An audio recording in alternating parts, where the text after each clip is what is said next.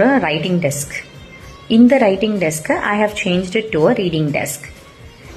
ஒரு விஷயத்தை குழந்தைங்களுக்கு திரும்ப திரும்ப கொடுக்கும்போது நம்ம எந்த அளவுக்கு அவங்களை ஃபோர்ஸ் பண்ண வேண்டிய அவசியம் கிடையாது. They can do themselves. Okay, அப்படி தான் ரீடிங்கும் நம்ம இன்ட்ரடியூஸ் பண்ணணும். Because reading is playing an important role once they started their elementary. நிறைய குழந்தைங்களுக்கு ரீடிங் தெரியல, ரொம்ப டிஃபிகல்ட்டாக இருக்குது. நிறைய பேரண்ட்ஸ் டிஃபிகல்ட்டாக ஃபீல் பண்ணுறீங்க. ஸோ அப்படிப்பட்ட பேரண்ட்ஸ்க்கு I'm telling you, reading is very simple. Understanding is also very simple. But how do you do that? அதுதான் இருக்கிறதுல இம்பார்ட்டண்ட். முதல்ல ஏலேருந்து இசட் வரைக்கும் இல்லை சவுண்ட்ஸ் நீங்கள் சொல்லி கொடுத்துருக்கீங்களா நீங்கள் செக் பண்ணணும்.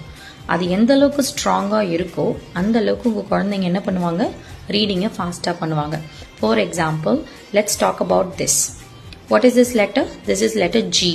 ஸோ குழந்தைங்கிட்ட டைரெக்டாக இதை காட்டி ஜின்னு சொல்லாமல் இதை காட்டும் போதே if you teach them it is க அப்படின்னும் போது குழந்தைங்க ஈஸியாக ஃபர்ஸ்ட் லெவலுக்கு போயிடுவாங்க.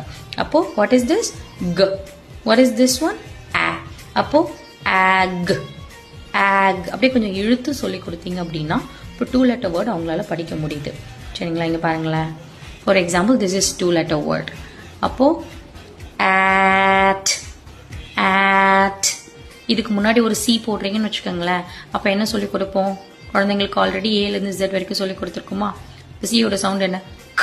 அப்போ ஆட். கேட். கேட். ஒன்று ஃபர்ஸ்ட் லெட்டரை மட்டும் ஃபோக்கஸ் பண்ணி அதுக்கப்புறம் ஆட்னு சொல்லி கொடுக்கலாம்.